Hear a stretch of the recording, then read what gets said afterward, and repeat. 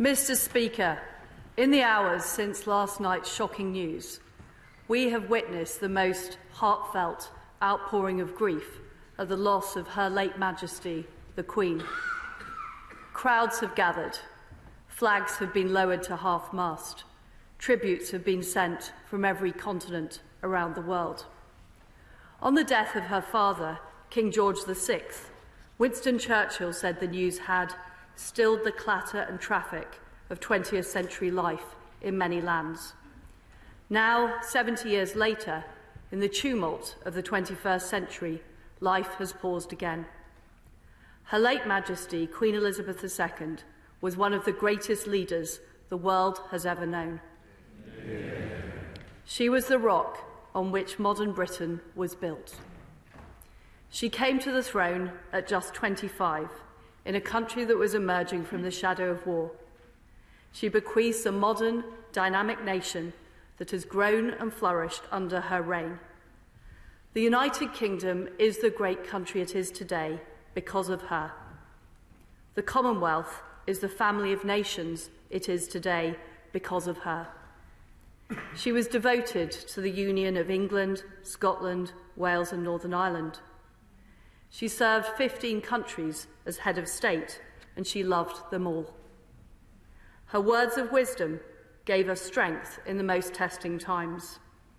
During the darkest moments of the pandemic, she gave us hope that we would meet again.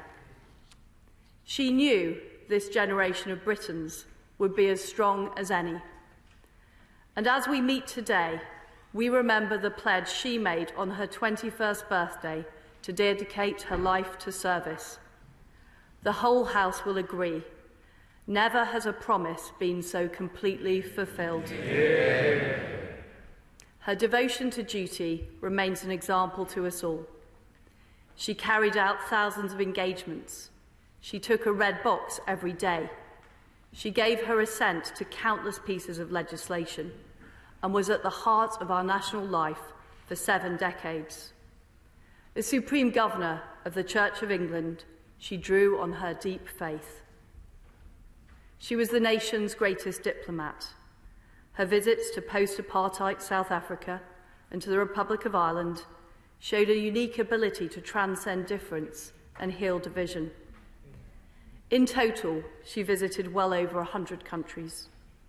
She met more people than any other monarch in our history. She gave counsel to prime ministers and ministers across government. I have personally greatly valued her wise advice. Only last October, I witnessed firsthand how she charmed the world's leading investors at Windsor Castle.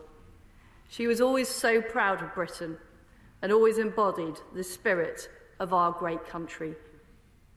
She remained determined to carry out her duties, even at the age of 96.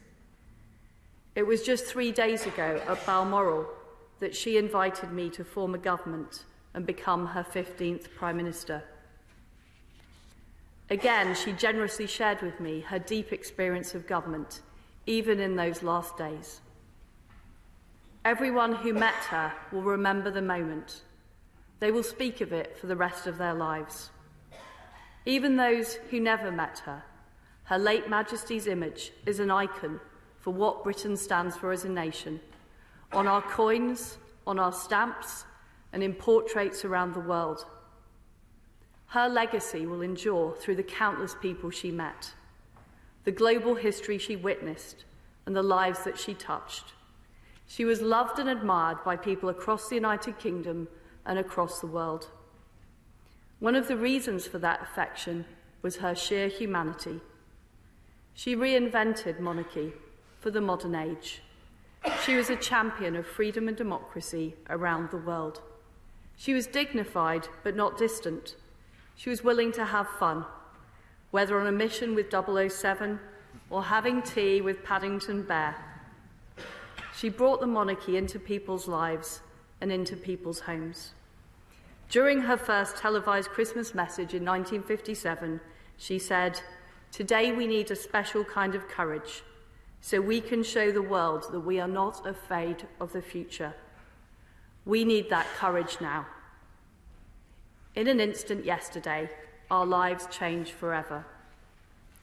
Today, we show the world that we do not fear what lies ahead. We send our deepest sympathy to all members of the royal family. We pay tribute to our late Queen, and we offer loyal service to our new King. Amen. His Majesty, King Charles III, bears an awesome responsibility that he now carries for all of us. I was grateful to speak to His Majesty last night and offer my condolences. Even as he mourns, his sense of duty and service is clear. He has already made a profound contribution through his work on conservation, education, and his tireless diplomacy. We owe him our loyalty and devotion.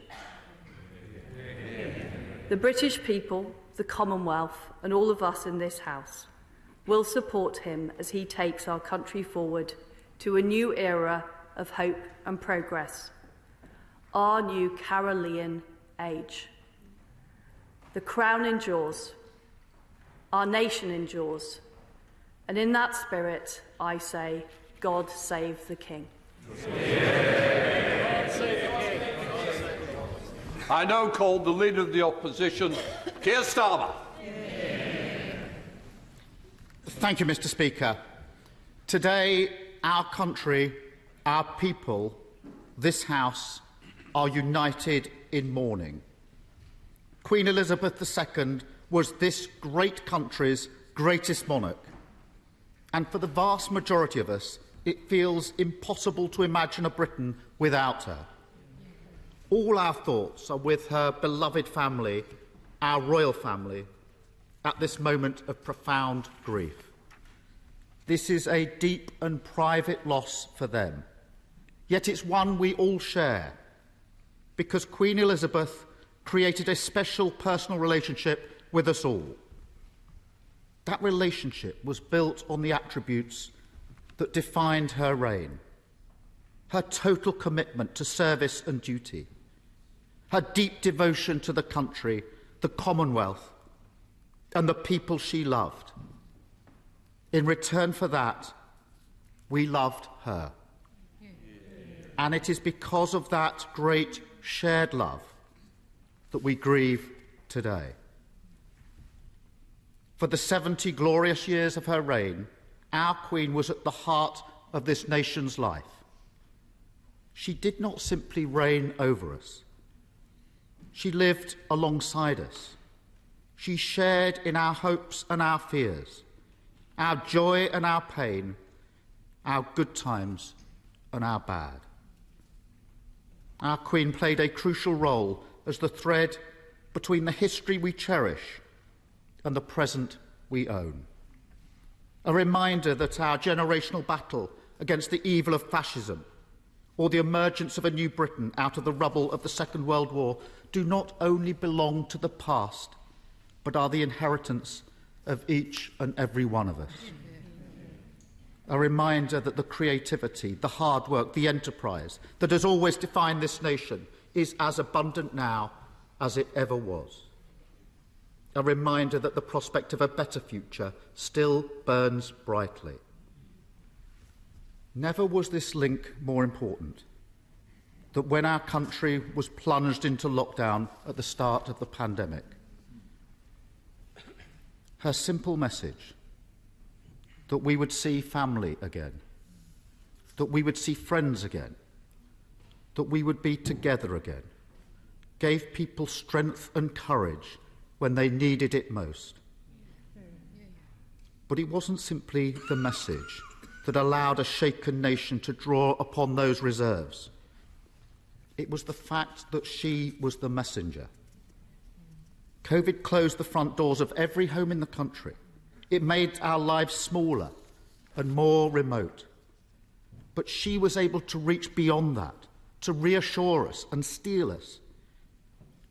At the time we were most alone, at a time we'd been driven apart, she held the nation close in a way no one else could have done.